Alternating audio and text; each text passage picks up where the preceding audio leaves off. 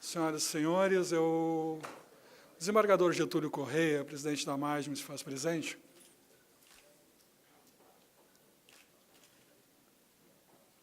Eu convido, então, a ocupar a mesa o excelentíssimo senhor comandante-geral da Brigada Militar, coronel Mário Ikeda.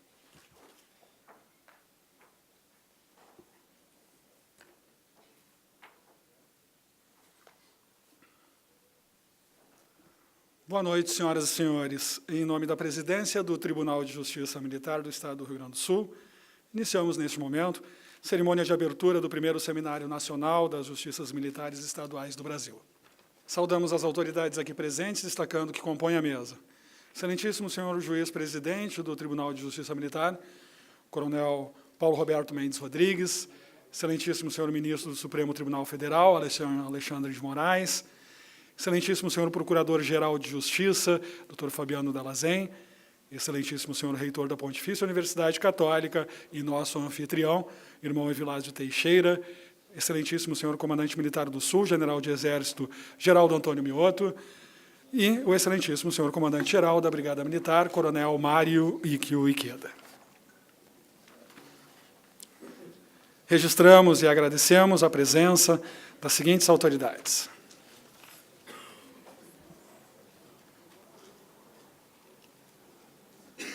excelentíssimo senhor desembargador Gesivaldo Brito, representante, excelentíssimo senhor juiz Johnny Michael dos Santos, que neste ato representa o excelentíssimo senhor desembargador Gesivaldo Brito, presidente do Tribunal de Justiça da Bahia. Saudamos a presença do excelentíssimo senhor juiz Paulo Prazac, presidente do TJM São Paulo, do coronel Carlos Armindo Tomé Marques, corregedor da Brigada Militar, a doutora Isabel Guarizi Barros, promotora da Justiça Militar do Estado do Rio Grande do Sul, do excelentíssimo senhor brigadeiro do ar Arnaldo Silva Lima, comandante da ala 3, Força Aérea Brasileira. Destacamos a presença do Dr. Fábio Costa Pereira, procurador de Justiça, junto à Justiça Militar do Estado do Rio Grande do Sul, ao Tribunal de Justiça Militar. Saudamos a presença da doutora Daniela Toniaso, que neste ato representa o doutor Geraldo Costa da Camino, que é o Procurador-Geral do Ministério Público de Contas, Tenente-Coronel Ederson de Albuquerque, que neste ato representa o Comandante-Geral do Corpo de Bombeiros Militar aqui do Estado do Rio Grande do Sul, do Delegado Antônio Lapes, que neste ato também representa o Chefe de Polícia Civil do Estado do Rio Grande do Sul. Saudamos ainda a presença do Dr. Juiz Fernando Galvão, do Tribunal de Justiça Militar de Minas Gerais, da ilustríssima senhora comandante Nádia Rodrigues Silveira Guerra, vereadora do município de Porto Alegre. Saudamos também a presença do subcorregedor-geral da Brigada Militar, tenente-coronel Antônio Carlos Maciel Rodrigues Júnior, desembargador senhor André de Oliveira Pires, representando o corregedor-geral do Tribunal de Justiça do Estado do Rio Grande do Sul, da doutora Eliane Almeida Soares, juíza do primeiro grau de jurisdição da Justiça Militar do Estado do Rio Grande do Sul. Saudamos em especial o excelentíssimo senhor juiz civil e corregedor-geral da Justiça Militar do Estado do Rio Grande do Sul, doutor Amilcar Fagundes Freitas Macedo.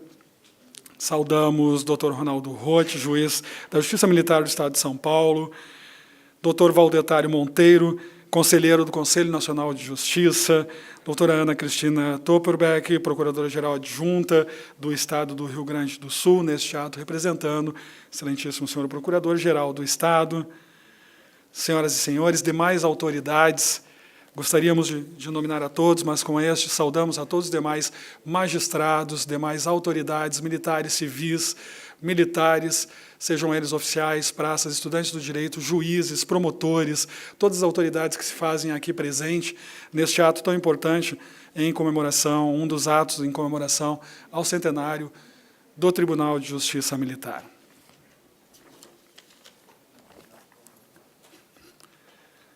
Saudamos os coordenadores, trabalhadores da Justiça Militar do Estado do Rio Grande do Sul, professores, alunos, imprensa, comunidade aqui presente, que tão nobremente aceitou o nosso convite de participação neste evento, que terá seu prosseguimento no dia de amanhã.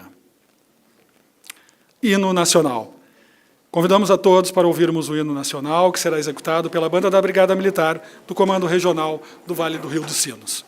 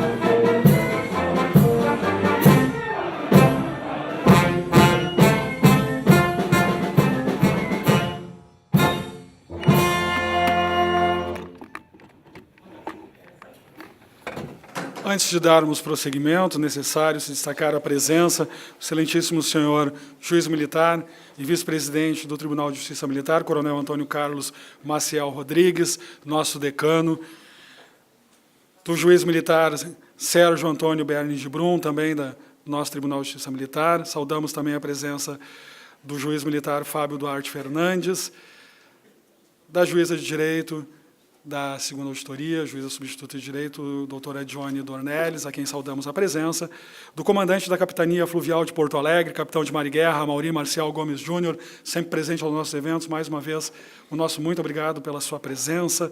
Destacamos ainda a presença do coronel Eduardo Biac Rodrigues, subcomandante da Brigada Militar, e, em especial, uma saudação especial ao doutor Fabrício Posebon, decano da Escola de Direito da PUC, a quem saudamos e agradecemos como anfitrião. Mensagem do reitor.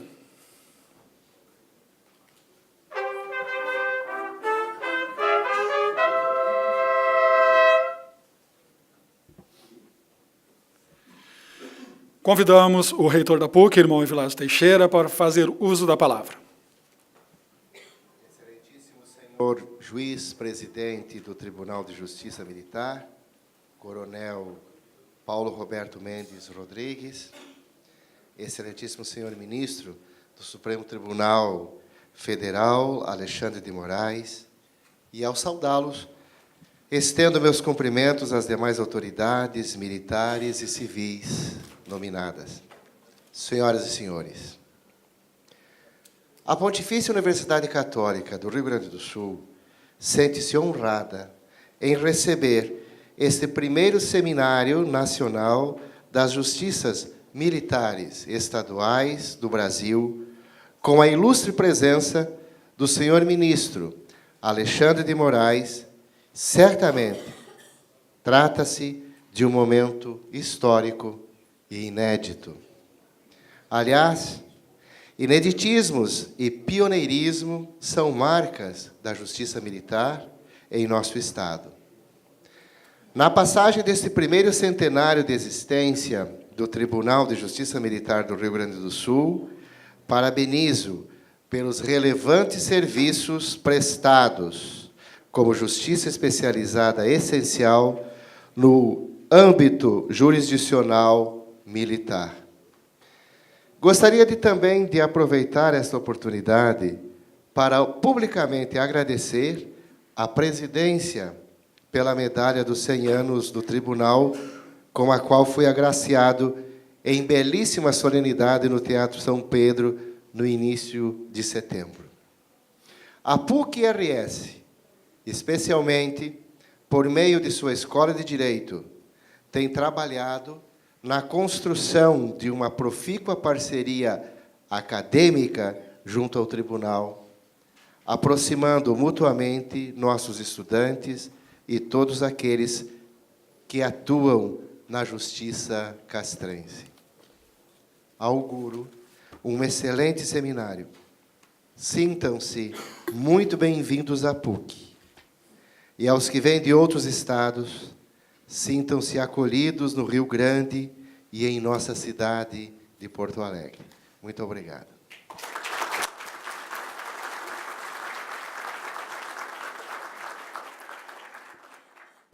O senhor reitor fará a oferta de um mimo em homenagem aos 100 anos do Tribunal de Justiça Militar.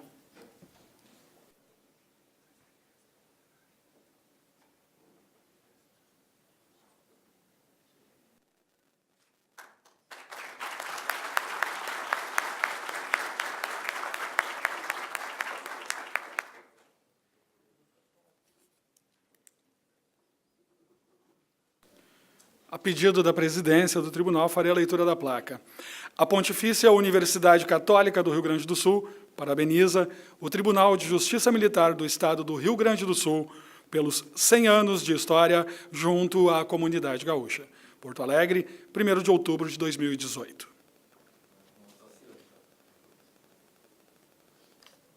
Mensagem do presidente.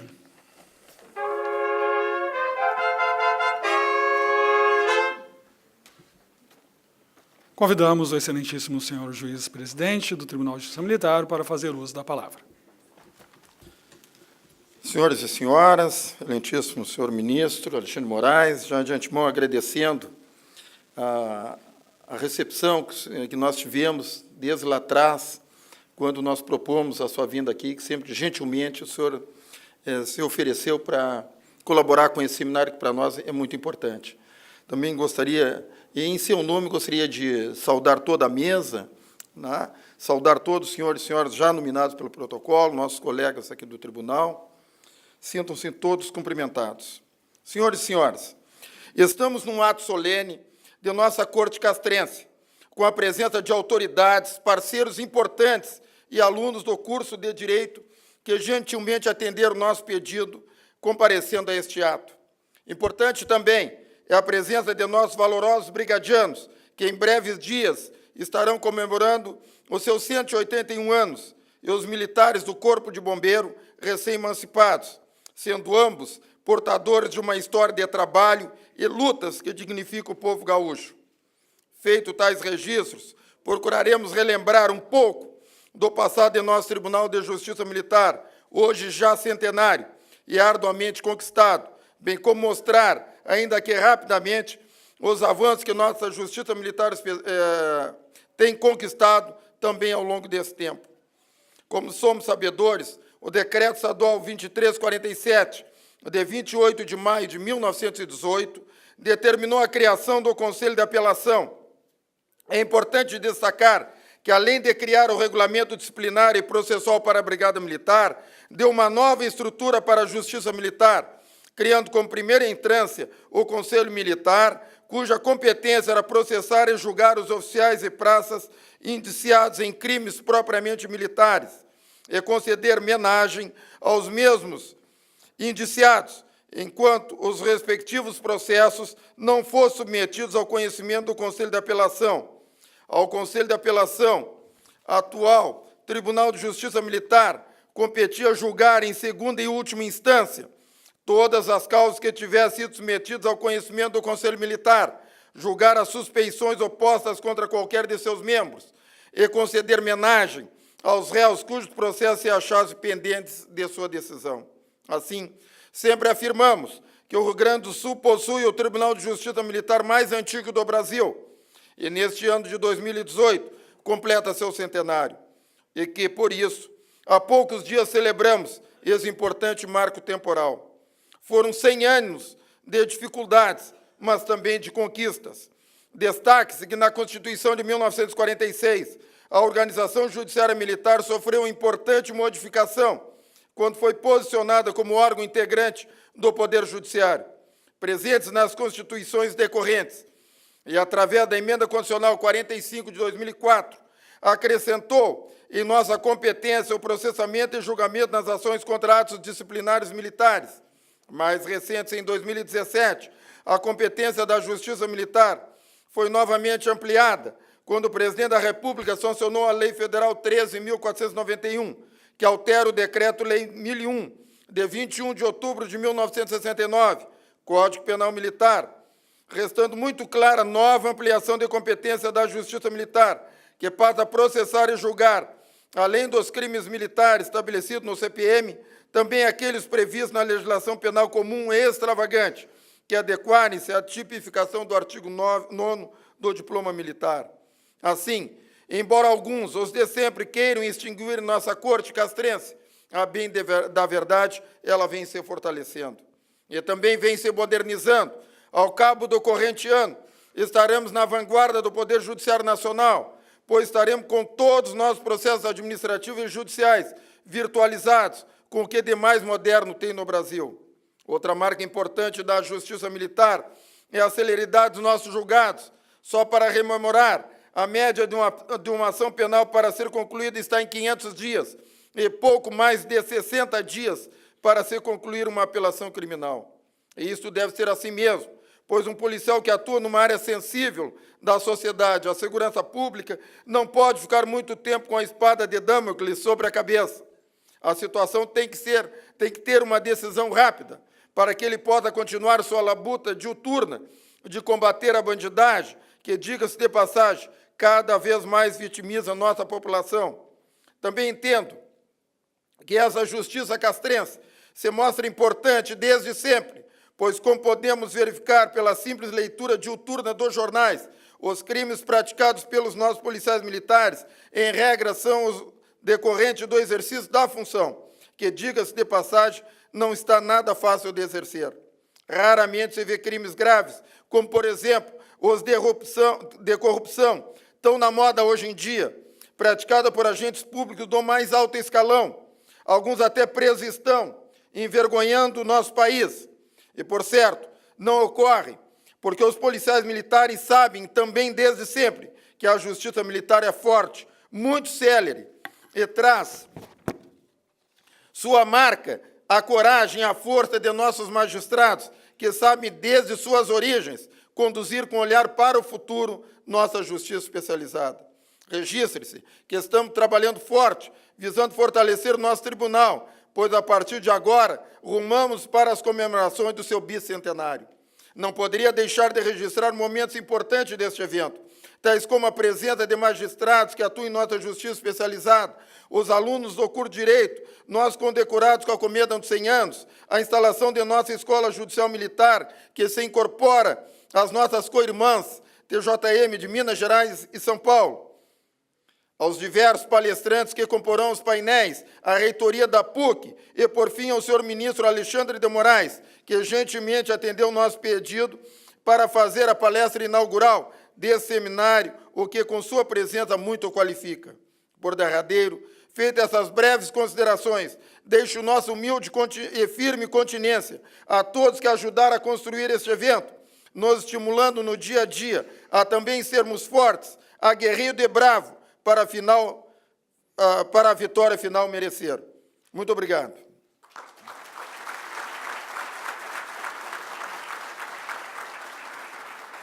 Aproveitamos para destacar a presença do excelentíssimo doutor Otávio Leão Prachedes, presidente do Tribunal de Justiça de Alagoas. Entrega de comendas.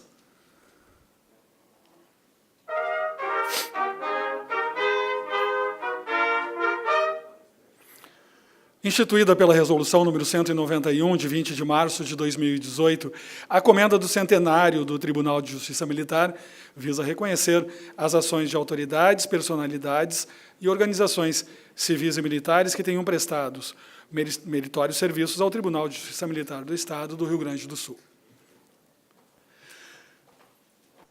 Deslocamento da bandeira nacional.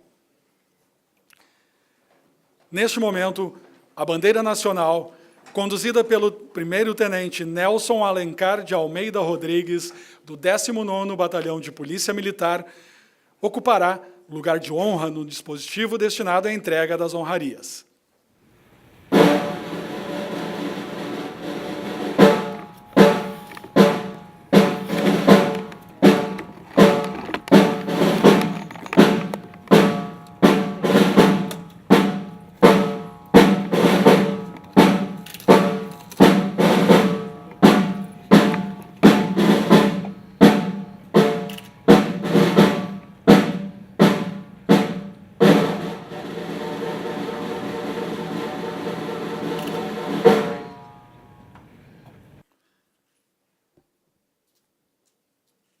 Podemos sentar.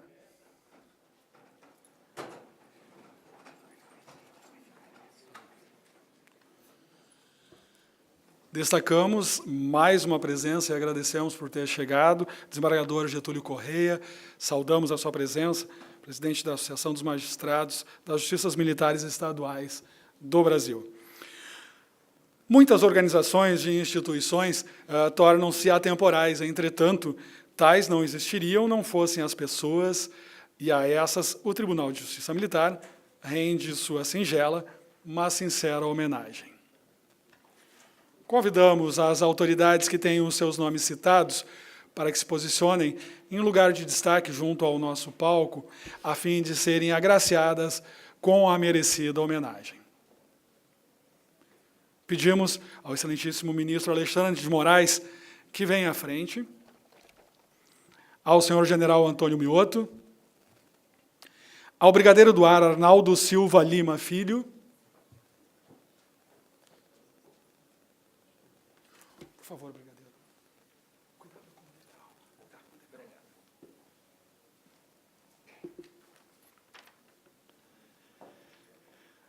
Chamamos o juiz Paulo Adib Casseb, do Tribunal de Justiça Militar de São Paulo, juiz Jaime Martins de Oliveira Neto, da Associação dos Magistrados do Brasil, da vereadora comandante Nádia,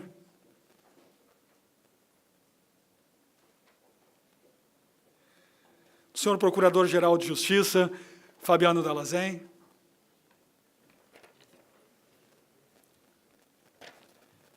convidamos a subir ao palco o juiz jubilado do Tribunal de Justiça Militar, Antônio Codorniz de Oliveira Filho. 2 alunos do Colégio Tiradentes da Brigada Militar conduzirão as honrarias até ao palco. E, desta forma, já convidamos o excelentíssimo senhor presidente do Tribunal de Justiça Militar, acompanhado pelo reitor da PUC, a fazer a entrega das honrarias aos homenageados.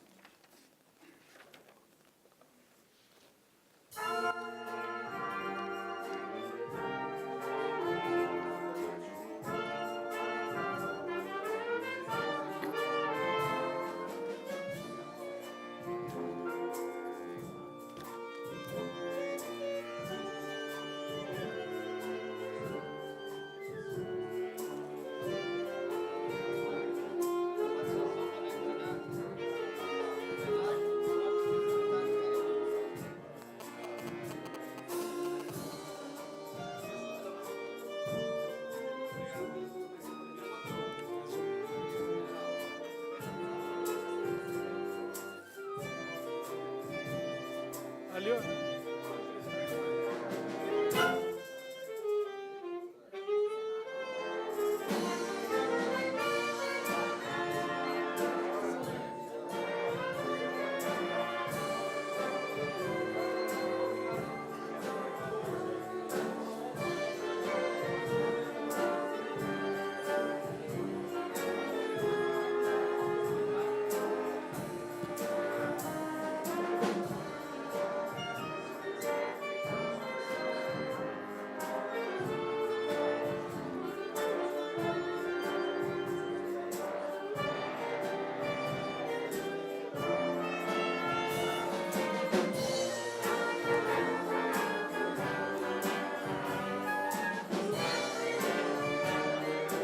Nacional.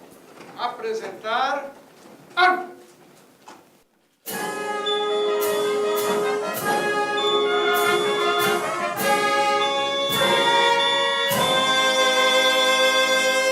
Ombro. Arma!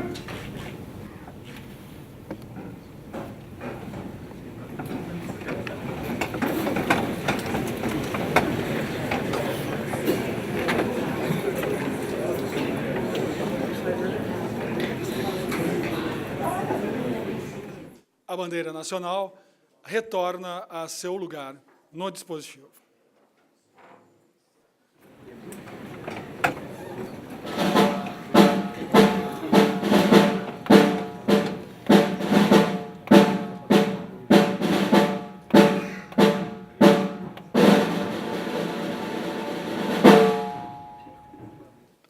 Saudamos a presença de todos os advogados que militam na Justiça Militar do Estado do Rio Grande do Sul, representantes da OAB-RS, sejam todos muito bem-vindos a essa extensão da casa onde os senhores e as senhoras trabalham.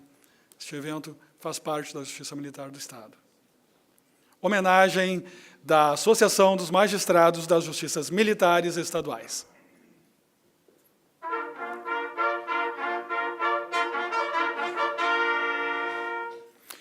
Convidamos a fazer uso da palavra em homenagem ao Tribunal de Justiça Militar, o desembargador Getúlio Correia, presidente da Associação dos Magistrados das Justiças Militares Estaduais.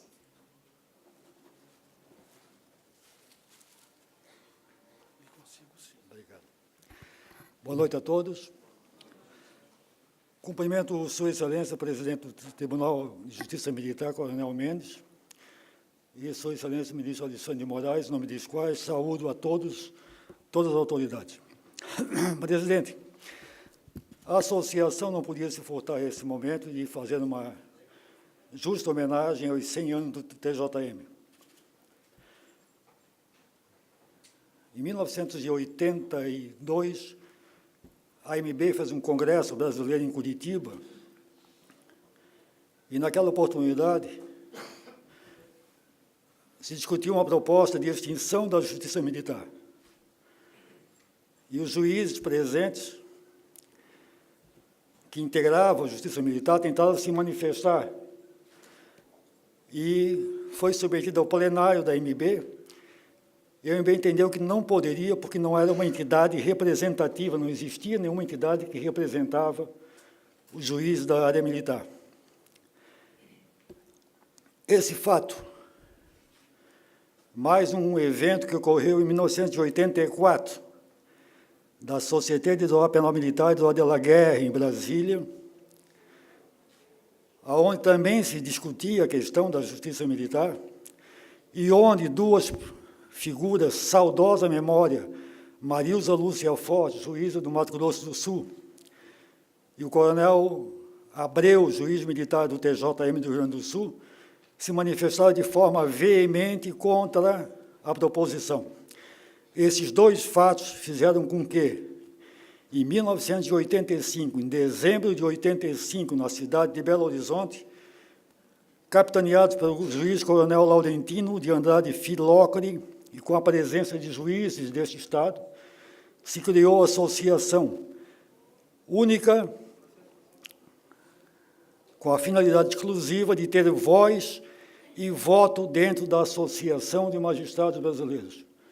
Assim nasceu a associação, e nesse momento, a Associação pela História do Tribunal Militar do Rio Grande do Sul, e especialmente pela efetiva participação dos juízes e militares deste Estado, nesse processo, no processo da Constituinte, na Emenda 45, e em toda a história da associação,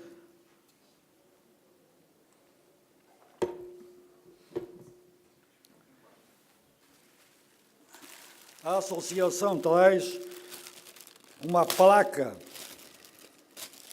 singela, mas que marca os 100 anos, que marca essa homenagem. Eu gostaria de fazer a leitura dos dizeres da placa, se eu conseguir abrir.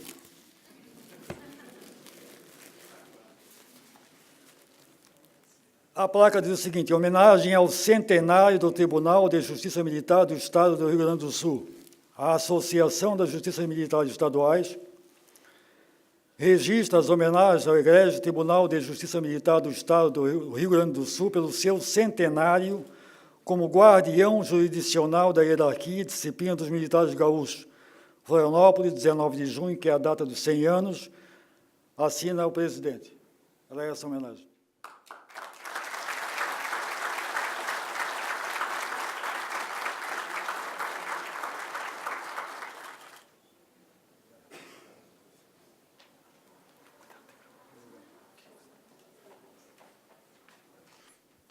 Instalação da Escola Judicial Militar.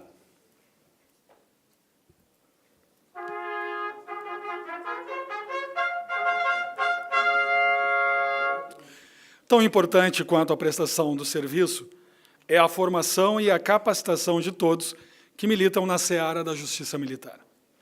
Dentro dessa perspectiva, a atual gestão do Tribunal buscou ações que possibilitem disponibilizar formação e especialização a todos que buscam a Justiça Militar Estadual.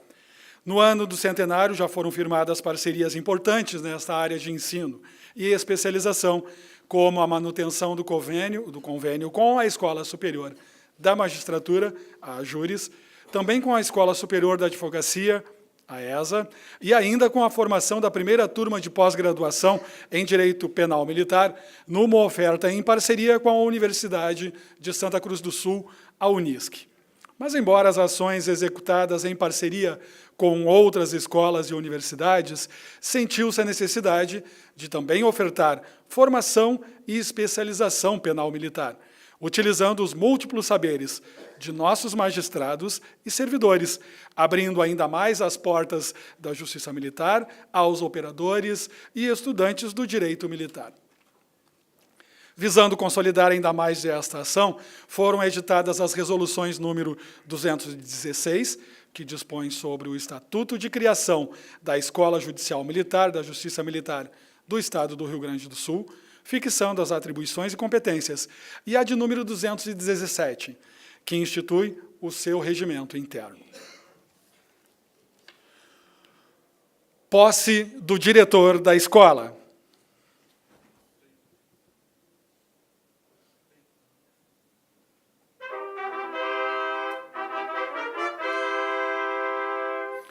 Convidamos o excelentíssimo senhor juiz militar, vice-presidente do tribunal, coronel Antônio Carlos Maciel Rodrigues, a subir ao palco para os atos de posse como primeiro diretor da Escola Judicial Militar.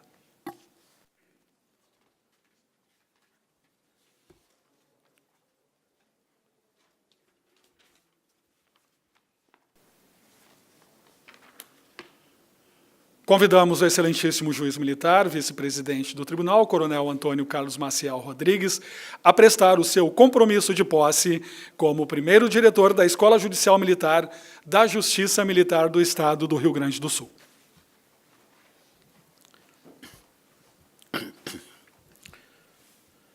Prometo desempenhar fielmente o cargo de diretor da Escola Judicial Militar da Justiça Militar do Estado do Rio Grande do Sul, de acordo com a lei e sob a inspiração da dignidade e da honra.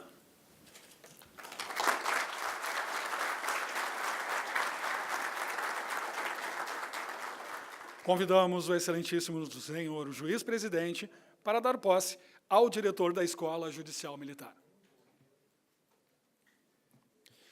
Declaro empossado no cargo de diretor da Escola Judicial Militar da Justiça Militar do Estado do Rio Grande do Sul, o excelentíssimo juiz militar coronel Antônio Carlos Maciel Rodrigues.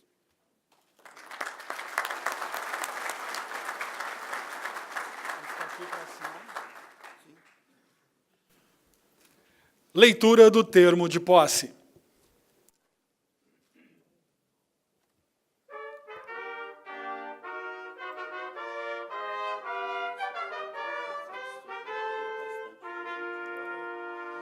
Instituída a Escola Judicial Militar e tendo tomado posse o seu primeiro diretor, convidamos o senhor diretor-geral do Tribunal, doutor Dirnei Vieira de Vieira, para conduzir os atos de leitura e assinatura do termo de posse. Neste momento, a aluna do 2º ano do Colégio Tiradentes da Brigada Militar, Vitória Castilhos, fará a entrega do livro de atas do Tribunal ao senhor diretor.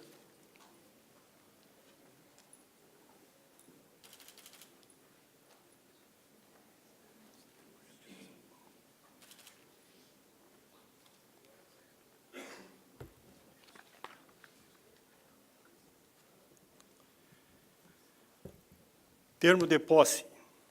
Ao primeiro dia do mês de outubro do ano de 2018, no auditório da Escola de Direito da Pontifícia Universidade Católica do Rio Grande do Sul, durante a solenidade de abertura do primeiro seminário das Justiças Militares Estaduais, foi empossado como diretor da Escola Judicial Militar da Justiça Militar do Estado do Rio Grande do Sul, criada pela Resolução número 216, de 26 de setembro de 2018, publicado no Diário da Justiça Eletrônico número 6.358, de 28 de setembro de 2018, o excelentíssimo senhor juiz militar Antônio Carlos Maciel Rodrigues, eleito para o período de outubro de 2018 a fevereiro de 2020, por unanimidade, aos 26 dias do mês de setembro do ano de 2018, em sessão administrativa do Tribunal de Justiça Militar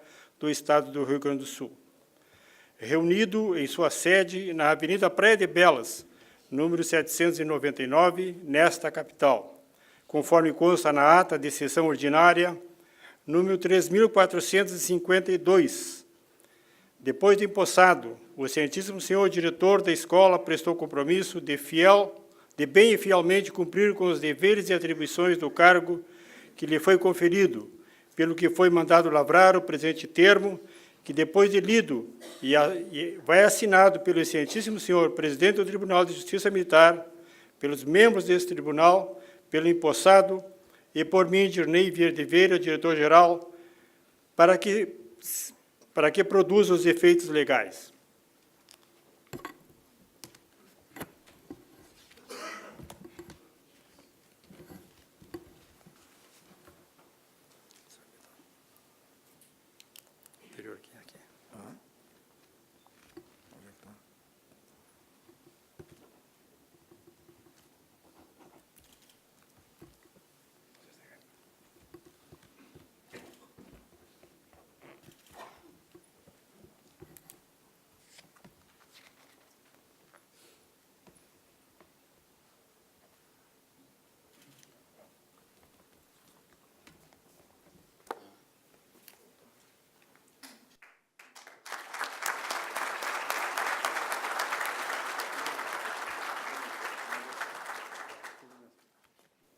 descerramento da placa alusiva à instalação da Escola Judicial Militar.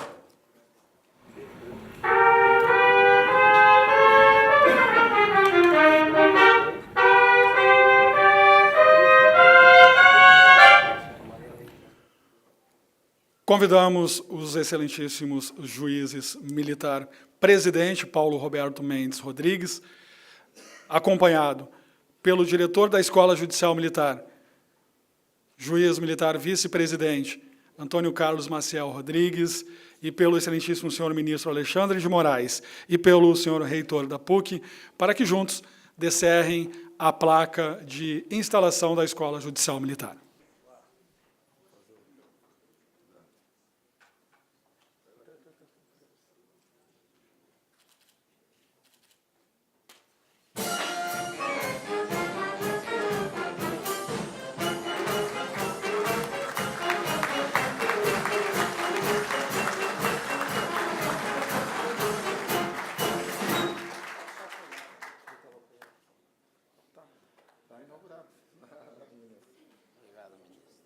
A placa descerrada será afixada em local de destaque na sede do tribunal.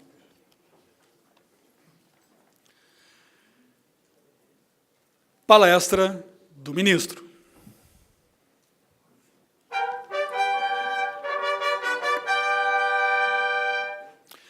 Passaremos agora ao segundo momento deste ato oficial de abertura do primeiro Seminário Nacional das Justiças Militares Estaduais do Brasil, com a palestra a ser proferida pelo excelentíssimo senhor ministro Alexandre de Moraes, do Supremo Tribunal Federal. Mas antes, gostaríamos de ler uma breve nota curricular de nosso convidado. Ministro do Supremo Tribunal Federal, doutor em Direito do Estado e livre docente em Constitucional pela Universidade de São Paulo, onde é professor associado. Professor titular pleno da Universidade Mackenzie. Foi ministro da Justiça, titular das Secretarias de Estado da Justiça e Cidadania e da Segurança Pública de São Paulo e das Secretarias de Transporte e Serviços do município de São Paulo.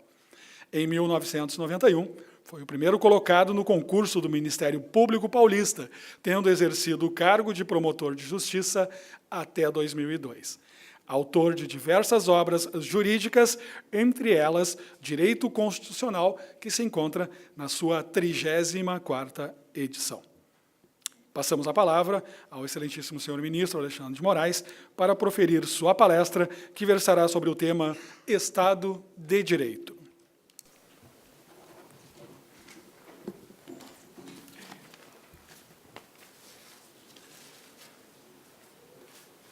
Inicialmente, eu vou achar aqui, cumprimentar o coronel Paulo Roberto, coronel presidente do Tribunal de Justiça Militar, e em seu nome cumprimentar todos os integrantes do Tribunal de Justiça Militar, o juiz militar, o vice-presidente Antônio Carlos Maciel Rodrigues, parabenizando pela posse hoje na diretoria da escola, o corregedor, o juiz Amilcar Fagundes Freitas Macedo, que teve a gentileza de me acompanhar do aeroporto até aqui, os juízes militares Sérgio Antônio Berni de Brum, Fábio Duarte Fernandes, juiz civil Fernando Guerreiro de Lemos e a juíza de Direito Maria Emília Moura da Silva. Em nome deles, dos membros do tribunal, cumprimentar todos os integrantes da Justiça Militar, não só aqui do Rio Grande do Sul, mas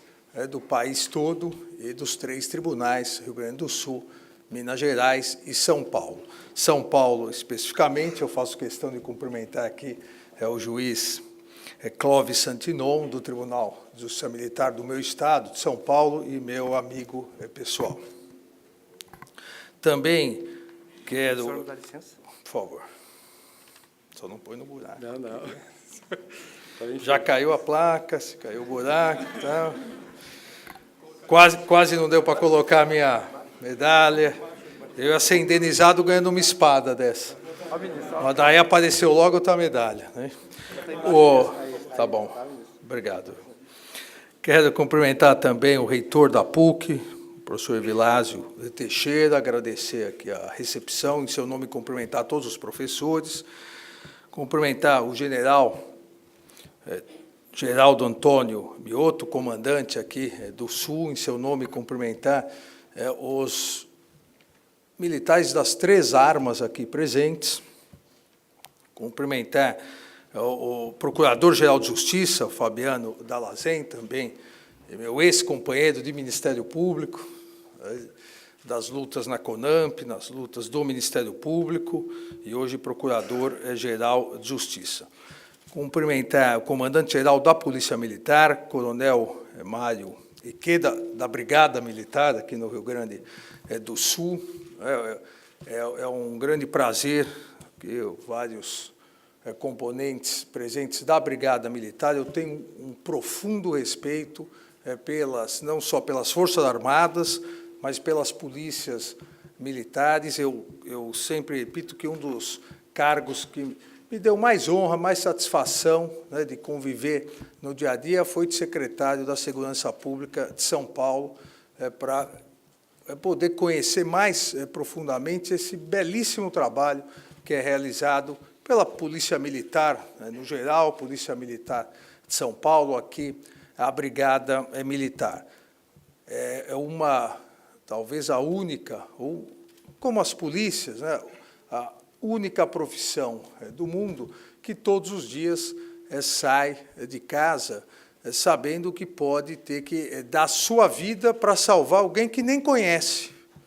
Ou seja, é uma dedicação integral à sociedade. Então, Coronel Mário Ikeda, fica aqui os meus respeitos, né, a todos os oficiais e praças da Brigada Militar do Rio Grande do Sul. Também cumprimentar, fui anotando aqui, então está meio bagunçado, mas cumprimentar o presidente da associação, Getúlio, também conheço de longa data. A associação fez um belíssimo trabalho, além dos que já foram citados, mas um belíssimo trabalho junto à primeira composição do Conselho Nacional de Justiça, da qual eu tive a honra de fazer parte, e desde então, no caso de São Paulo, há mais tempo, eu havia sido secretário de Justiça, eu digo à Justiça Militar que a Justiça Militar ela precisa se fazer conhecida. Talvez o grande problema seja o preconceito que existe em relação à Justiça Militar. As pessoas que se aproximam e conhecem a Justiça Militar, conhecem o funcionamento da Justiça Militar, acabam verificando a importância que tem a Justiça Militar e, principalmente, a importância que tem primeira e segunda instâncias da Justiça Militar.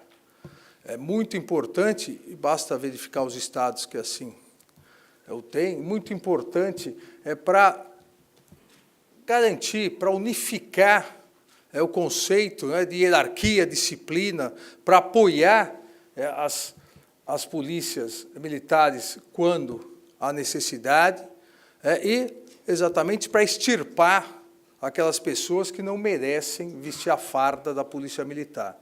É importante que haja, primeira e segunda instâncias, a vida castrense, né, a realidade, as peculiaridades são muito diferentes da vida civil.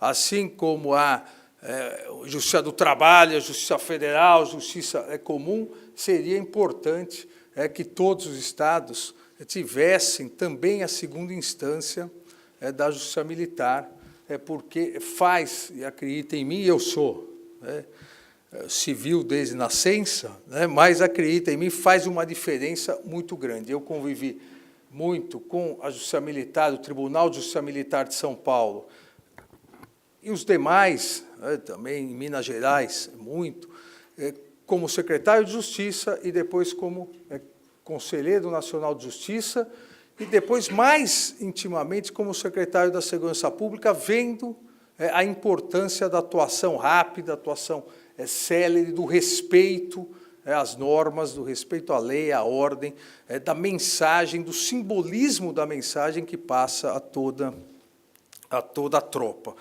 Então, com isso, eu aproveito para parabenizar ao Tribunal de Justiça Militar do Rio Grande do Sul, os seus 100 anos, 100 anos de criação do TJM aqui do Rio Grande do Sul. Fiz a lição de casa, presidente, surgido pelo decreto 2347-A, de 28/5/1918, que aproveitou não só para criar o Conselho da Apelação, hoje Tribunal de Justiça Militar, mas para organizar a primeira instância da Justiça Militar, que tem muito mais tempo, já tem aproximadamente 170 anos aqui no Rio Grande do Sul, para mostrar as raízes importantes da Justiça Militar no Estado, a Justiça Militar do Rio Grande do Sul. Então, ficam aqui meus parabéns, meu respeito pela Justiça Militar. Eu prometo que não vou falar muito, porque vocês já devem estar com fome, 9 horas, mas é importante, principalmente nesse momento em que nós vivemos, esse momento pré-eleitoral, e pré mesmo, menos de uma semana para as eleições, é muito importante nós termos algumas premissas em mente e afastarmos o que, infelizmente, no Brasil ocorre demais, que é um pessimismo institucional. Eu sou otimista por natureza. Eu sou sagitariano e corintiano. Então, se não for otimista, é melhor ir embora para casa. Então, sou otimista por natureza e acho que nós temos que valorizar o que nós conquistamos nesses últimos 30 anos, e agora, 5 de outubro, na sexta-feira, a Constituição Federal faz 30 anos. A Constituição norte-americana é de 1787, a nossa é de 1988. Vamos comemorar? Vamos! E vamos comemorar porque é o maior período de estabilidade democrática e do Estado de Direito que o Brasil viveu na República. É o maior período. Nós tivemos crises políticas. Qual grande democracia do mundo em 30 anos teve e sobreviveu a 2 impeachments? Com o resultado, que é o resultado mais radical, mais traumático para o país, que é o afastamento do presidente da República. O Brasil, ele sobreviveu a 2 impeachments, dentro das regras do jogo, dentro da normalidade institucional, uns reclamando aqui, outros reclamando ali, mas se nós somarmos os mandados de segurança no Supremo Tribunal Federal no impeachment do ex-presidente Collor e da ex-presidente Dilma, nós vamos chegar aí a 80 e poucos mandados de segurança de todos os espectros políticos brasileiros. Ou seja, a favor ou contra, respeitaram a regra do jogo. O discurso político partidário é uma coisa. Agora, respeitaram a regra do jogo. Buscaram, dentro dos mecanismos constitucionais, uns buscaram a manutenção dos presidentes, outros buscaram acelerar, ou pelo menos dar vazão ao procedimento por crime de responsabilidade, mas dentro das regras do jogo. São 30 anos com essas, entre outras, mas essas 2 graves crises políticas, crises econômicas, crise ética.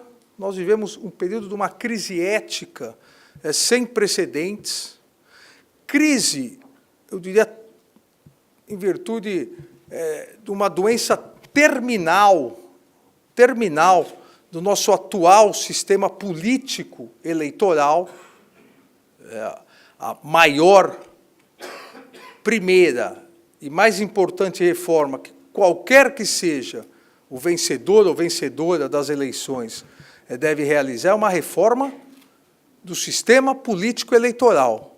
Senão, ninguém vai fazer reforma tributária, ninguém vai fazer reforma previdenciária, ninguém vai fazer reforma de segurança pública, ninguém vai fazer reforma nenhuma.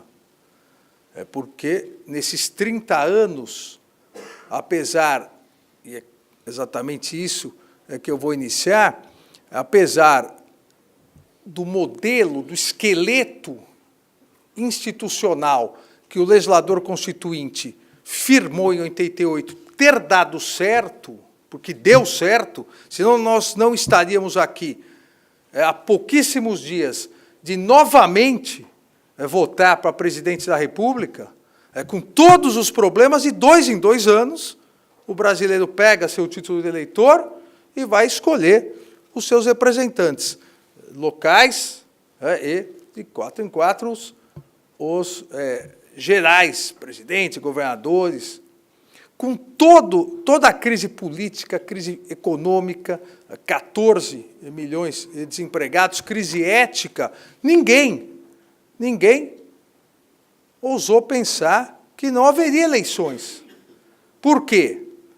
E essa é a grande diferença, essa é a grande importância de nós comemorarmos agora, na sexta-feira, os 30 anos da Constituição Federal, cujo esqueleto institucional garantiu a permanência do Estado democrático de direito no Brasil. Qual a diferença? O que aconteceu em 88, Constituição de 88, diferentemente das constituições anteriores? Se desde a primeira Constituição republicana, Constituição de 1891, o Brasil, ele copiou, obviamente com adaptações, mas copiou o modelo norte-americano de 1787, presidencialismo e federalismo. Não existe no mundo outro país do tamanho do Brasil e dos Estados Unidos que seja presidencialista e federalista. O Brasil trouxe esses 2 sistemas, esses 2 regimes, os 2 criados, isso, eu não sou americanófilo, mas é impossível para aqueles que estudam a fortaleza das instituições não admirar as instituições norte-americanas. Os norte-americanos, para substituir, para conseguir viver sem um rei, eles criaram presidencialismo e federalismo. É por isso que um dos grandes juristas que foi primeiro-ministro da Inglaterra, durante o reinado da Rainha Vitória, Gladstone, dizia que a Constituição norte-americana foi a obra jurídico-política mais importante da história da humanidade, porque criou 2 regimes para controlar o poder, para dividir o poder. Federalismo nada mais é que a divisão de poder entre os estados, para não centralizar no governo federal. E o presidencialismo, na separação de poderes, a ideia, e disso depois não se confirmou, mas a ideia dos chamados pais fundadores norte-americanos era um presidente para contrabalancear o poder, o excessivo poder que parecia que teriam os parlamentares. Porque devemos nos lembrar que os até então ingleses que viviam nas colônias tinham o hábito parlamentarista. 2 sistemas para controlar o poder. Nós trouxemos isso em 1891, tirando a Constituição de 37, que aboliu totalmente isso, mas também ninguém aplicava, porque a época 37 para frente da ditadura Vargas, não se aplicava a Constituição. Nós sempre permanecemos nesse esqueleto institucional. Mas nós, assim como o restante da América Latina, vários países da América Latina, menores, obviamente, mas que copiaram esse modelo, nós não conseguimos chegar à estabilidade institucional que chegou os Estados Unidos. E por quê? E foi exatamente essa pergunta que, independentemente da ideologia do partido político na Constituinte, o legislador constituinte fez. O que nós erramos para, de 1891 até aquele momento, a Constituinte, 86, 88, o que nós erramos que o Brasil não conseguiu grandes períodos de estabilidade institucional? E foi nesse momento que o legislador constituinte, ele trouxe para o Brasil, de verdade, não que desde 1891 era previsto, ele alçou o Poder Judiciário como, no dizer de um dos federalistas, um daqueles que escreveu os artigos federalistas entre 1787 e 1788, John Jay, Madison, Hamilton e Jay. Jay tinha sido governador de Nova York, foi o primeiro presidente da Suprema Corte. O legislador constituinte, em 88, ele alçou o Poder Judiciário, e parafraseando Jay, em poder de mesma dignidade dos demais poderes. Óbvio que aqui a questão não é dignidade pessoal. A questão que Jay dizia lá atrás, em 1787, e o legislador constituinte no Brasil fez em 1988, 200 anos depois, era o Poder Judiciário com a mesma força político-institucional dos outros dois poderes. Nós devemos nos lembrar que, em regimes parlamentares, o Poder Judiciário, por mais importante que seja, é um órgão, não é poder de Estado. O poder deriva todo do parlamento. Os Estados Unidos, para equilibrar o executivo com o legislativo e equilibrar os Estados membros entre si e os Estados com a União, ou seja, para equilibrar as duas criações que fizeram, do presidencialismo e do federalismo, eles fizeram uma terceira criação. Uma Suprema Corte forte que pudesse exercer um verdadeiro papel de poder moderador. E isso fez com que os Estados Unidos se diferenciassem em relação aos demais países, principalmente da América Latina e africanos, que adotaram ou só presidencialismo, ou presidencialismo com federalismo, mas nunca viveram um período grande de estabilidade democrática, de estabilidade do Estado de Direito, porque não havia equilíbrio entre executivo e legislativo. Hoje é da Ibope, né? Por falar em Ibope, deve ter saído a pesquisa do Ibope, não deu tempo de eu ver, no início do Jornal Nacional, né? Hoje da Ibope falar mal de político e da política. Isso é um erro. Isso é um erro, confundir continente com conteúdo. Quem exerce as carreiras policiais sabe do que eu estou falando. São as mesmas pessoas que confundem porque um determinado elemento da polícia pratica um crime, generaliza para toda a polícia. Isso é muito comum na atividade policial, de grande parte da mídia e de grande parte da população, e isso passou agora para a atividade política. Conteúdo corrupto deve ser eliminado, mas o continente, o poder legislativo, é imprescindível para a democracia, e foi o poder legislativo, com a humildade que caracteriza uma grande criação, foi o Poder Legislativo em 1988, que exercia ao mesmo tempo o papel de poder constituinte e constituído, porque exerciam também os cargos de deputados e senadores, que verificou que haveria necessidade de fortalecer o outro ramo dos três poderes para exercer o papel de poder moderador. Um poder moderador de direito. O Poder Judiciário, não só o Supremo Tribunal Federal, mas principalmente o Supremo Tribunal Federal, foi alçado ao papel de poder moderador 200 anos depois do que fez os Estados Unidos em relação à Suprema Corte e quase 100 anos depois, não, quase não, 1988, quase 100 anos depois do que escreveu Dom Pedro II, porque não era novidade essa ideia.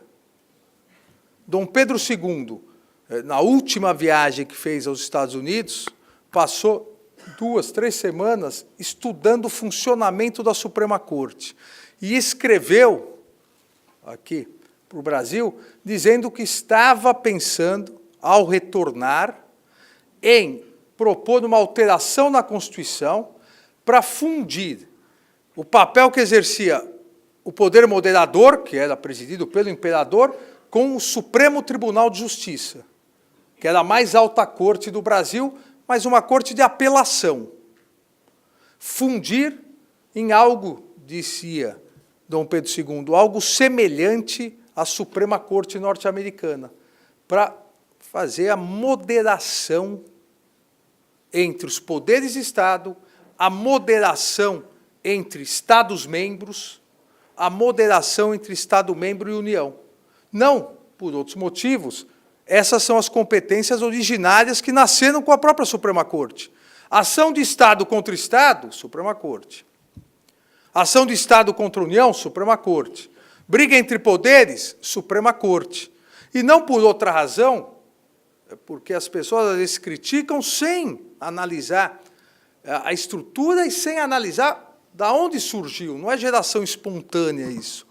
Não por outra razão, para poder exercer esse papel de moderação, se previu que um poder deveria escolher presidente da República e o outro ramo de um dos poderes deveria aprovar o Senado Federal, que é representado pelos estados. Para que não fosse escolhido alguém que só apoiasse a União, em detrimento dos Estados-membros, nem que só apoiasse o Executivo, em detrimento do Legislativo. Essa arquitetura institucional, e agora de forma efetiva, foi realizada em 88. E a partir de 88, e óbvio, é uma construção nesses 30 anos, cada composição do Supremo Tribunal Federal foi colocando uma pedra, um tijolo nessa construção. Esse papel de moderação, esse papel de ponderação entre poderes, entre Estados, entre Estado e a União, se tornou o fiel do cumprimento da Constituição, o fiel do Estado democrático de direito. O Supremo Tribunal Federal, o Poder Judiciário, tem exatamente essa função, e principalmente a sua cúpula, o Supremo Tribunal Federal, a função de moderador. As duas competências originárias, desde a criação, ações entre Estados e ação entre Estado e União, e briga, conflito entre poderes, que passou, inclusive, essa ideia do conflito entre os poderes para todos os tribunais constitucionais europeus pós-guerra. É o que o Tribunal Constitucional Federal alemão chama de guerrilha institucional, a necessidade de alguém moderar.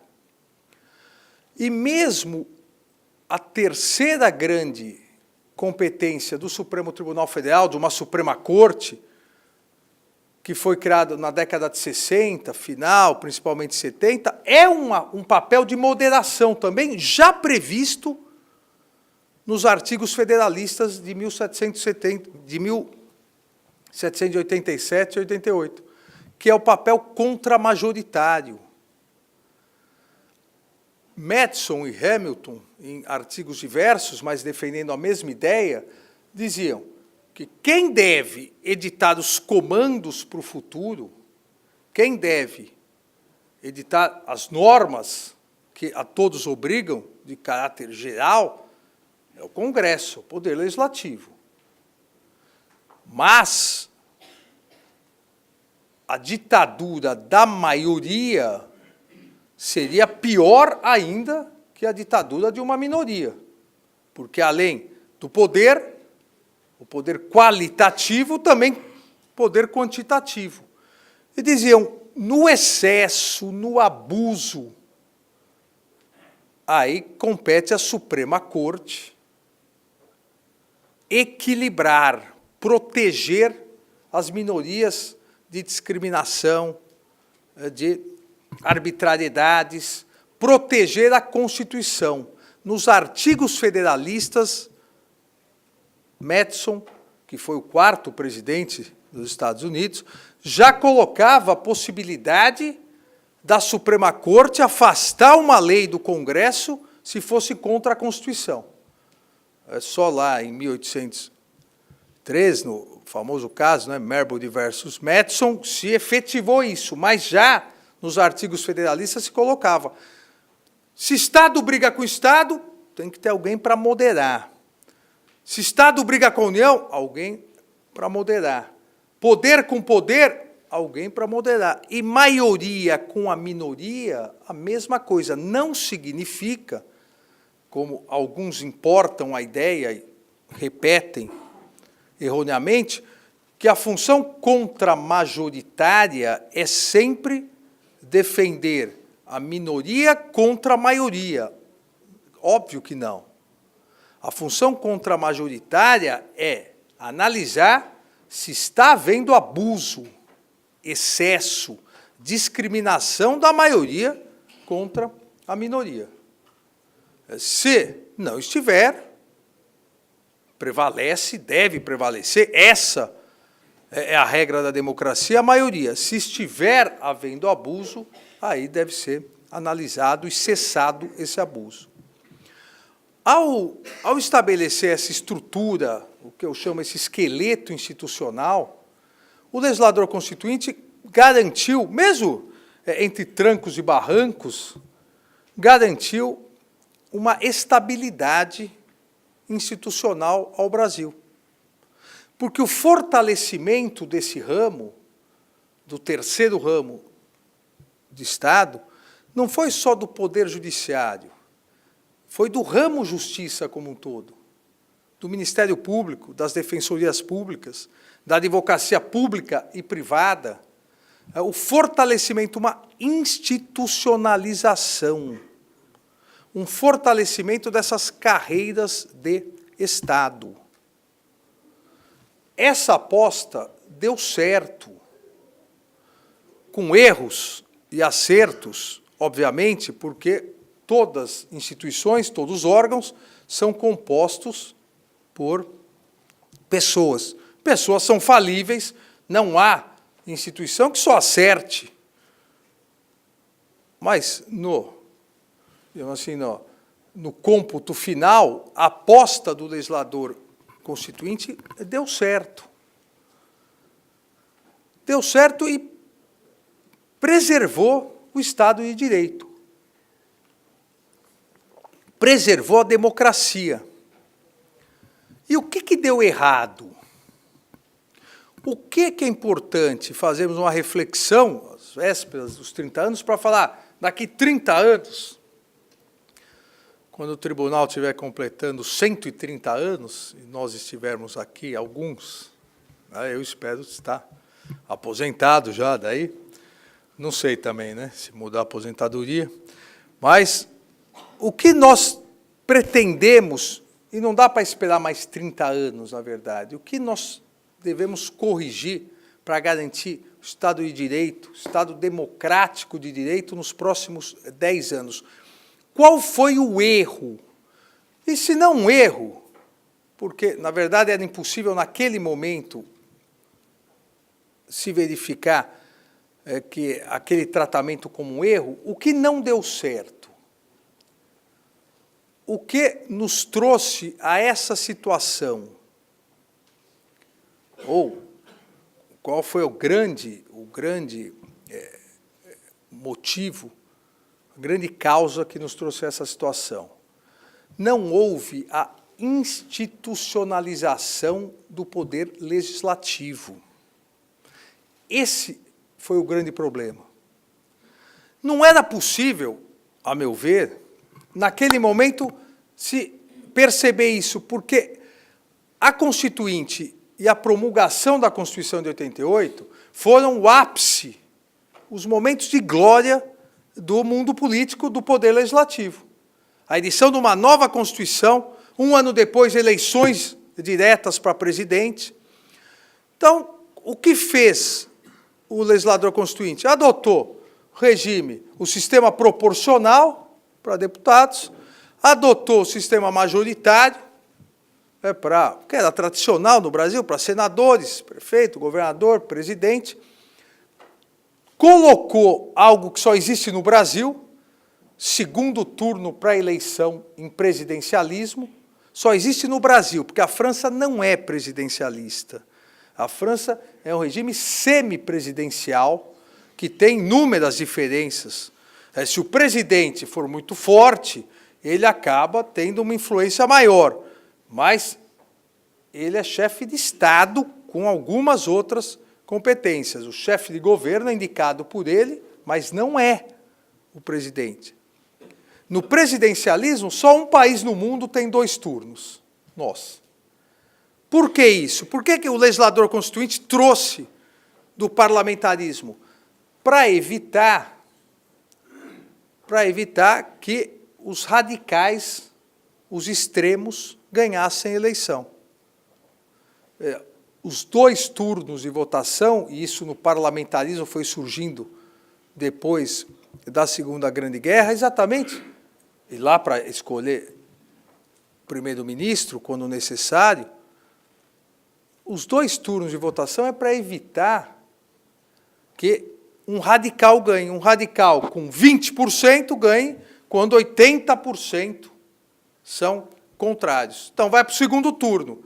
E aí, o famoso voto útil, o voto útil é típico de um sistema de 2 turnos.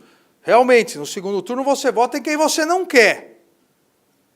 Ou, no menos pior, se você votou em outro que não foi para o segundo turno. É que o Brasil é sensacional, porque o Brasil traz o segundo turno para o presidencialismo e vai conseguir, talvez, colocar no segundo turno os 2 extremos. Isso é um case, é um case mundial. Nem o cientista político mais genial apostaria numa possibilidade de uma eleição em 2 turnos irem para o segundo turno. E aqui não vai, aqui é um fato, não é uma análise subjetiva, mas a ciência política jamais acertaria que poderiam ir os 2 opostos, porque, e os filósofos já diziam, a virtude está sempre no meio, no centro. Só que o Brasil é genial também, lança 398 candidatos de centro. E aí o segundo turno começa antes no Brasil. As pessoas já falam em voto útil no primeiro turno. Ou seja, o sistema político eleitoral não deu certo. O Brasil permitiu coligação em eleição proporcional. Isso também só existe um país do mundo que tem: Brasil. Você vota, eu vou falar dos exemplos mais próximos, que são do meu estado. Você vota no Tiririca, que vocês devem já ter ouvido falar, é um grande cientista político, né? que é filiado ao PR, vamos pegar a primeira eleição que ele teve só 1,5 milhão de votos. Você vota no Tiririca, que é do PR, que na tradicional, no Brasil, para ser sincero, não existe essa classificação, mas na classificação tradicional, PR seria centro-direita. E você vota no Tiririca. E aí você elege 4 deputados, PT e PCdoB. Você fala, mas eu votei no Tiririca. Ou, o inverso, você vota em alguém do PT e elege alguém do PR. Porque o Brasil inventou essa coligação proporcional que acaba, essa é a última eleição.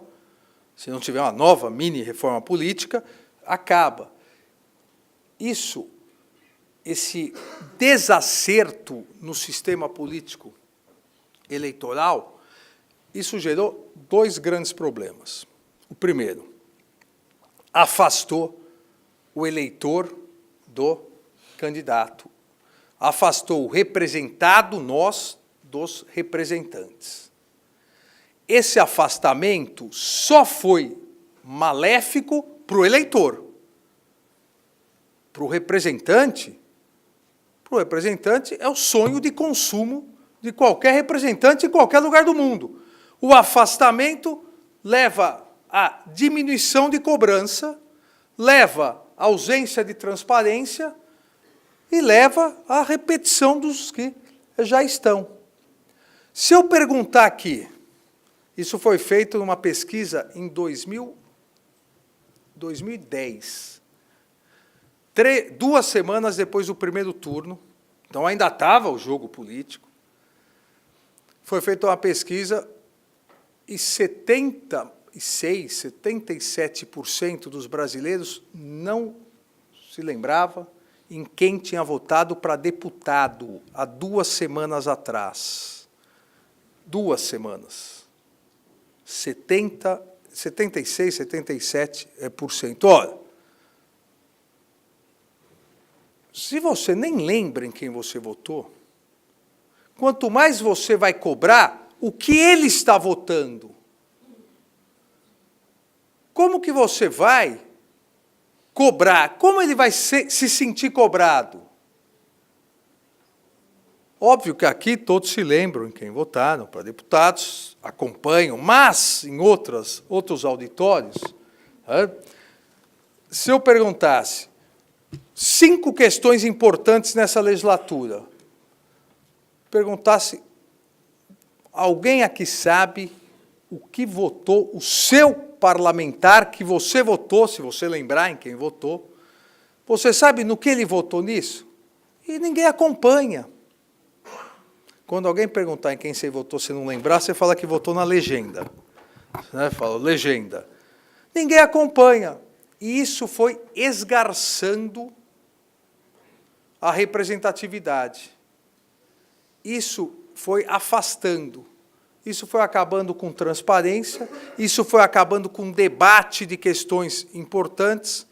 Vejam, no Brasil, todos os partidos, da extrema esquerda, da extrema direita, tirando uma outra coisa, no que é politicamente correto, todos falam a mesma coisa. Dão meia olhada, meio ambiente, saudável, não sei o que. Porque ninguém cobra nada e alguém que está hoje num partido de direita vai para da esquerda, vai para o centro. Por quê? Ele quer ser eleito, ele vai onde dá para ser eleito. E a população não cobra. Uma matéria que é importante para todos, mas é muito próxima da maioria aqui, segurança pública. É a primeira eleição que realmente se discute um pouco, bem superficial. Em todos os estados, também em nível de candidato a presidente, bem superficial, porque falar que para melhorar a segurança tem que prender bandido, vigiar a fronteira, não deixar preso se comunicar de dentro do presídio. Isso não dá para errar. Tem que falar como vai fazer. Mas já foi um avanço, é a primeira eleição que se discute. Na eleição passada, falou uma coisinha ou outra, tal. Nas anteriores, nem se falava em segurança pública. E ninguém cobrava. Não se estabeleceu um vínculo necessário. Essa foi a primeira consequência muito ruim para o nosso sistema político eleitoral, dessa estrutura do legislativo que não deu certo. A segunda, e aí o Supremo Tribunal Federal tem muita culpa, a segunda foi permitir total fraqueza dos partidos políticos e a proliferação dos partidos. Isso acabou gerando, cada parlamentar é o seu próprio partido, na prática, acabou gerando uma promiscuidade, porque não adiantava e não adianta lidar com os líderes. Todo governo tem que ter maiorias, tem que ser o varejo um a um, e isso gerou a corrupção que nós vimos a partir do mensalão. Ah, dá muito trabalho agora lidar um a um, então vamos comprar o voto, vamos pagar uma mesada. Isso se deu porque foi degringolando esse sistema político eleitoral, e a aposta que foi feita em partidos políticos, nós podemos gostar ou detestar partido político, mas não existe democracia moderna sem partidos políticos fortes. Há um livro que está sendo muito citado atualmente no Brasil, Por que as Democracias Morrem?, de 2 cientistas políticos norte-americanos. Quem gostar do assunto, vale a pena ler. Saiu no começo do ano, que eles analisam todas as democracias latino-americanas. Por que não deram certo? Os aspectos que surgiram e acabaram não dando certo. Analisam esses pontos e identificam que na Europa surgiram esses pontos e como que a Europa, depois da guerra, porque até 1930, principalmente a Alemanha e Itália, sucumbiram aos mesmos problemas, como depois da guerra a Europa conseguiu afastar esses perigos. E a grande pergunta do livro é: os Estados Unidos vão conseguir agora, a partir, segundo os 2 jornalistas, da eleição do Trump? Então, é uma análise, a partir de um estudo muito interessante. E o primeiro grande, que nos importa aqui, o primeiro grande fator que leva ao enfraquecimento da democracia, dessa representação, é o enfraquecimento dos partidos políticos.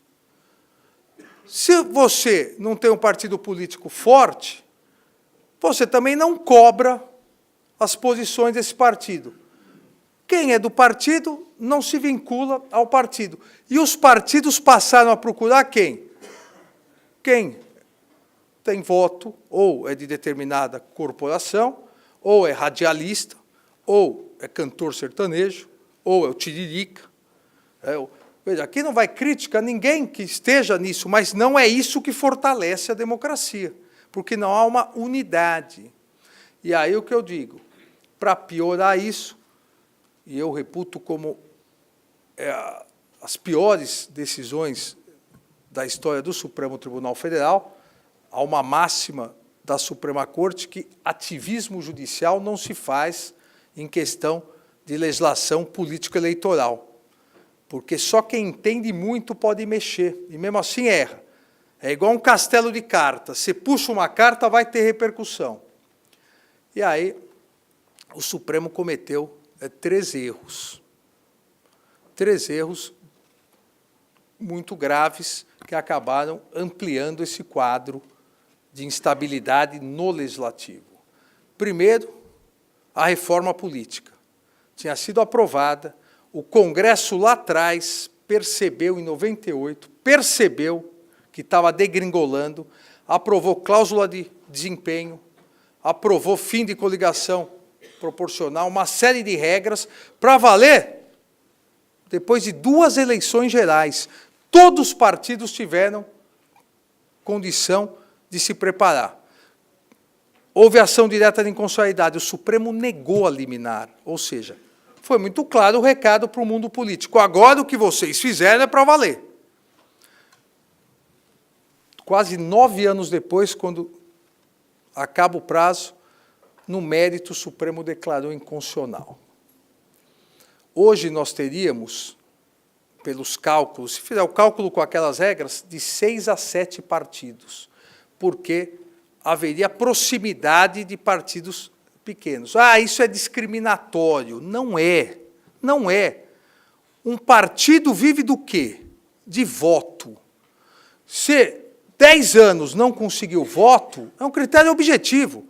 Se você não conseguiu voto, não é porque eu não gosto de você, o outro não gosta, é que o povo não gosta das suas propostas. O que se faz, então? E no mundo inteiro, historicamente, se fez. Os partidos próximos, pequenos, se juntam em partidos médios, e aí vai sobrevivendo. Não existe, e no Brasil nós temos 26 partidos com representação no Congresso Nacional. 34 partidos e 50, aproximadamente, pedindo o registro. Não existe tanta ideologia no mundo. Se nós pegarmos desde a República de Platão, passando por política de Aristóteles até hoje, nós não vamos chegar a tanta ideologia. Ah, eu sou 5,6% à esquerda, o outro é 7,3% à direita. Não existe isso. Cada um quer o seu partido, quer ser dono do seu partido. Porque aí vem um segundo erro.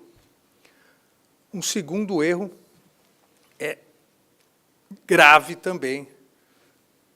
Quando o Supremo, em 2 decisões, na primeira, ele mantém o que o TSE criou, a fidelidade partidária. Ah, eu sou contra a fidelidade partidária? Não, mas a Constituição não prevê que isso é causa de perda do mandato. Ao se criar sem mudar a estrutura, o que aconteceu? Se começou a pedir a perda do mandato de quem brigava internamente, forçando essas pessoas, de início, a montarem novos partidos. E aí deu a ideia para um monte de gente que não tinha a mínima representatividade a começar a criar novos partidos para abrigar essas pessoas. E o Supremo disse, se for para um novo partido, pode. E aí veio o fatal. Pode, e se criou a portabilidade. Eu tive tantos votos, significa que, por causa dos meus votos, eu dei tantos minutos de direito de arena ao partido e tanto de fundo partidário. Se eu mudar de partido, eu levo comigo isso. Aí começou o leilão partidário, o verdadeiro leilão partidário. Você, se vier para o meu partido, você traz tantos milhões por ano, então eu te dou metade disso. E aí se acabou com a estrutura partidária, aí a corrupção entrou totalmente nos partidos. Hoje são 2 bilhões e 600 de fundo partidário. 2 bilhões e 600, e tem gente ainda que fala que o financiamento da nossa eleição não é público. 2 milhões e 600, mais o horário eleitoral gratuito, que vocês não acham que é gratuito, né? Gratuito só para a televisão, rádio que fala, agora começará o horário eleitoral gratuito. E desconta no imposto de renda isso. Nós pagamos do mesmo jeito. Tem partido que ganha 18 milhões por mês. Agora, tem partideco, que ninguém conhece, foi criado, não tem um parlamentar, que começa com 200 mil por mês. Hoje, no Brasil, o Brasil já não foi criado, em virtude da nossa estrutura pesada, que veio da estrutura portuguesa, né, do Reino de Portugal, cartorial, para ser um país de empreendedores. É uma dificuldade ser empreendedor. Agora, é melhor e mais fácil, menos burocrático, você criar um partido político do que uma micro e média empresa. Você já tem 200 mil de cara. Como entidade privada, não tem nepotismo. Então, você contrata o escritório de advocacia da sua filha, o escritório de contabilidade do genro, aluga os carros da concessionária do seu irmão, que nunca teve, mas passa a ter só para alugar para o partido. E se cria a promiscuidade geral. Esse é o grande desafio, do Estado democrático de direito brasileiro hoje. É acabar ou diminuir esse estado de coisas que nós chegamos nesse ramo, que é importantíssimo, imprescindível para a democracia e é o ramo que tem maior representatividade social. Só no Congresso Nacional, todos os brasileiros estão representados, desde o índio da Amazônia até o industrial de São Paulo, todos estão representados. Tem um parlamentar aqui, o outro lado do Estado. É o poder que tem maior legitimidade geral. O presidente ganha para a maioria, tem que governar para todos, obviamente. Só que o presidente, ou a presidente, quando ganha, tem um plano de governo. Nas eleições apertadas, quase metade não gostou desse plano de governo. E o presidente vai governar para todos, mas implantar esse plano de governo. Só que no legislativo, se não houver acordos, e aqui acordos que eu falo lícitos, nada passa. E são todos representados. É o poder mais representativo. Cada um tem a sua função, mas não é possível dizer que o Judiciário Supremo é mais representativo ao povo. Supremo são 11 ministros. Quando se criticava a Suprema Corte norte-americana na década de 20, 30, falava que lá se vivia uma ditadura dos juízes, falavam da ausência de representatividade porque eram 9 juízes, mais ou menos velhos e gordos. Era a crítica que se fazia, e todos vindo das mesmas faculdades, tendo convivido 30, 40 anos nos mesmos congressos. Óbvio que isso era depreciativo, mas se nós pegarmos numa Suprema Corte, no Supremo Tribunal Federal, se nós pegarmos os dois ministros ou ministras mais diferentes entre si, vocês vão ver que as diferenças não são tão largas assim. Por isso que, se nós não legitimarmos novamente o Congresso Nacional, nós vamos viver de crise em cima de crise. Esse é um desafio importantíssimo, é o desafio da reforma, quando se fala reforma política, do sistema político eleitoral. Não há no mundo um sistema político eleitoral perfeito, cada um tem as suas qualidades e tem que ser adaptado país por país.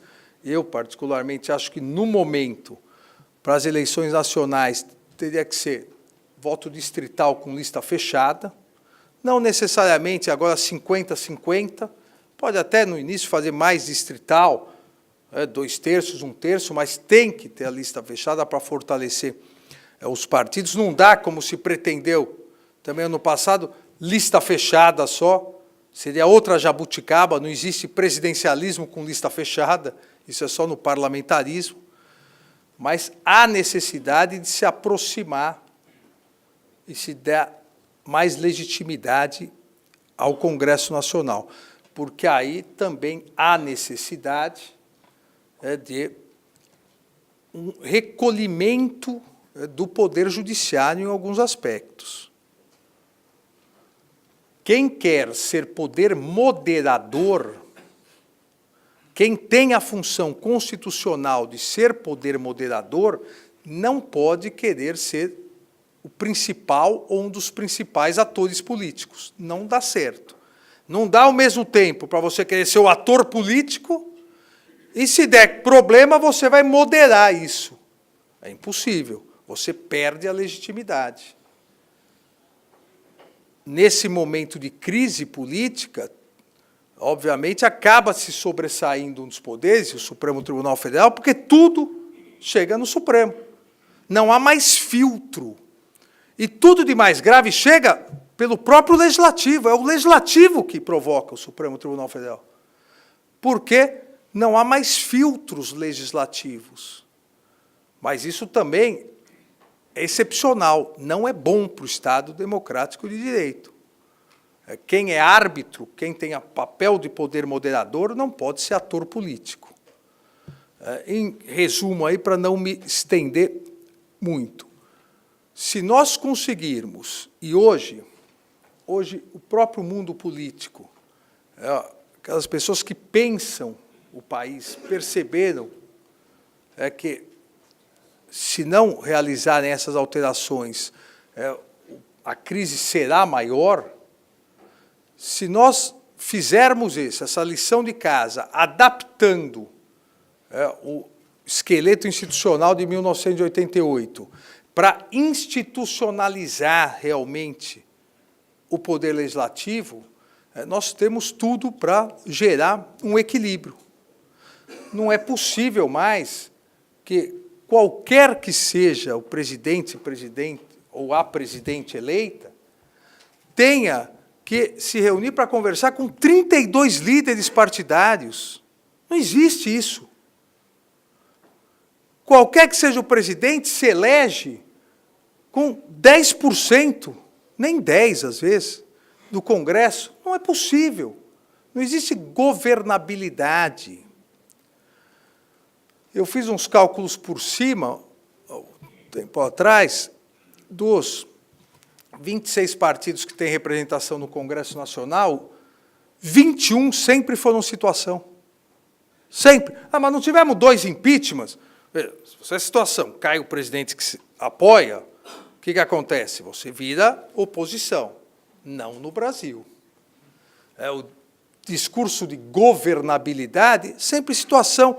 E o Brasil não criou uma oposição forte, que para a democracia é tão importante quanto a situação. A alternância do poder. Por que isso? E volto ao estudo dos 2 cientistas políticos no livro Porque as Democracias Morrem. As Américas Latinas não conseguiram criar oposições fortes. Não acostumaram com alternância no poder, só adesismo. Não fortaleceram partidos políticos. Consequentemente, deram ensejo a que outsiders surgissem na política para os grandes cargos, e quem nunca governou, nunca participou, pode prometer tudo. Quem uma hora é situação, uma oposição, os 2 lados, ou os vários lados, porque quando você tem 6 partidos, acaba tendo 2 lados, vão se firmando, sabe que hoje eu sou oposição, eu não posso prometer que em 6 meses eu acabo com desemprego, em 2 meses todo mundo vai ter casa própria, o salário mínimo vai para $10 mil, porque amanhã você vira a situação, você vai racionalizando. E o Brasil não racionalizou. Esse é o grande problema. Então, esse é o desafio. O desafio é que, mesmo nós devemos, mesmo a gente tendo que encarar esse desafio, não apaga, eu volto a dizer, não apaga a importância de podermos comemorar 30 anos da Constituição com eleições 2 dias depois, com eleições gerais, livres, diretas, cada um vota em quem quiser, cada um fala o que quiser, até todo mundo está falando demais. O WhatsApp é uma coisa insuportável, grupo de família em WhatsApp. Eu silenciei o meu há muito tempo. Grupo de família estendida, irmão, cunhadas, porque virou uma loucura, as pessoas ficam brigando agora, ficam brigando. Mas isso faz parte do amadurecimento democrático. Mas nós temos que lutar pelo verdadeiro amadurecimento democrático. Então, nós vamos ter 6, 7, 8 partidos grandes, bons, médios. O Brasil não dá para ter 2 partidos, não é estrutura brasileira. Nós vamos ter 6, 7. Quando sai candidato a presidente, nós vamos ter 2, 3 candidatos. E aí você já sabe quem é situação e oposição. Porque quem levar, ainda mais com o voto distrital, em lista, vai ter uma maioria para governar. E quem é oposição, é oposição. E vai alternando o poder com o judiciário na figura exatamente desse moderador, do papel de um poder moderador, de uma função moderadora. Para que nós possamos concretizar cada vez mais a nossa democracia e possamos realmente parar isso dos nós contra eles contra nós, A contra B, C contra E, porque, senão, também não há judiciário que resista a tanta confusão. Vejam que, para a população, até um tempo atrás, nem sabia o nome dos ministros do Supremo. Hoje, não só sabe como xinga. Né? E xinga o primeiro nome, não é o ministro, tal, esse cara aí, não sei o quê, dá tapinha nas costas, está jogando errado, tal. Virou tudo no Brasil, virou jogo de futebol. Se você não gosta, não gosta. Se você é Inter, se o ministro é Grêmio, acabou, vice-versa. Se você é corintiano, eu não vou falar se o ministro é palmeirense, que eu não vou ofender nenhum ministro. Virou isso, virou fla-flu. Como se combate isso? A institucionalização. Eu perdi hoje, eu tenho que me aproximar mais da população, amanhã eu vou ganhar. Amanhã eu ganhei, tenho que tomar cuidado para me manter no poder. E quem perdeu vai se aproximar mais da população. Hoje, poucos perdem, quase todos ganham. Porque depois que ganha, todo mundo vai. Uns mudam de partido. Isso não pode gerar coisa boa.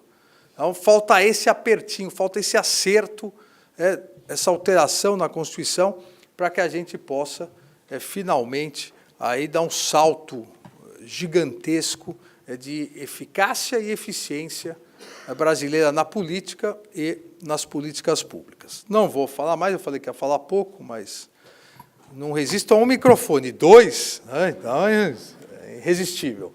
Agradeço muito a atenção de vocês, parabenizo de novo o Tribunal de Justiça Militar pelos 100 anos e também pela iniciativa de fazer esse seminário, esse debate.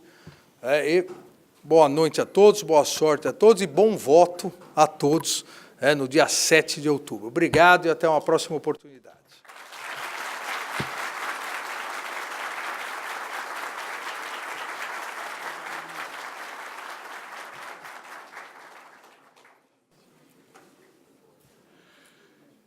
Estamos chegando à conclusão dessa nossa primeira noite, mas nós queremos dizer e saudar juízes, a presença dos juízes Ronaldo Rotti, Paulo Adib Casseb, Clóvis Santinon, todos integrantes do Tribunal de Justiça Militar do Estado de São Paulo.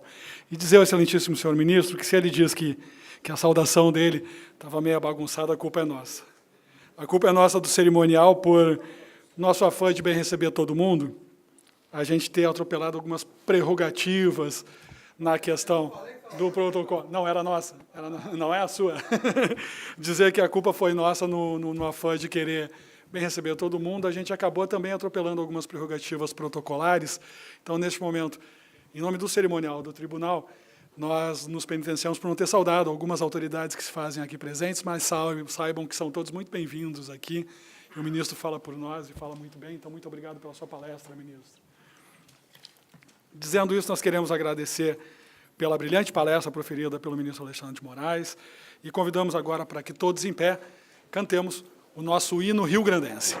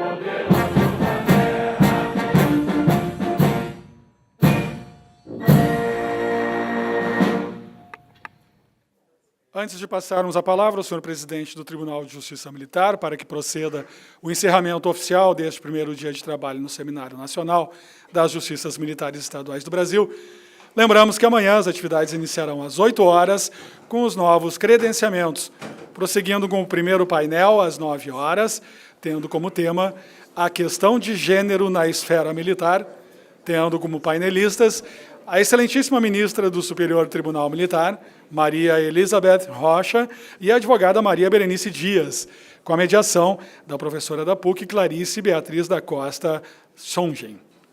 Passamos a palavra ao excelentíssimo senhor juiz militar presidente do Tribunal de Justiça Militar, coronel Paulo Roberto Mendes Rodrigues, para que proceda o encerramento dos trabalhos desta noite.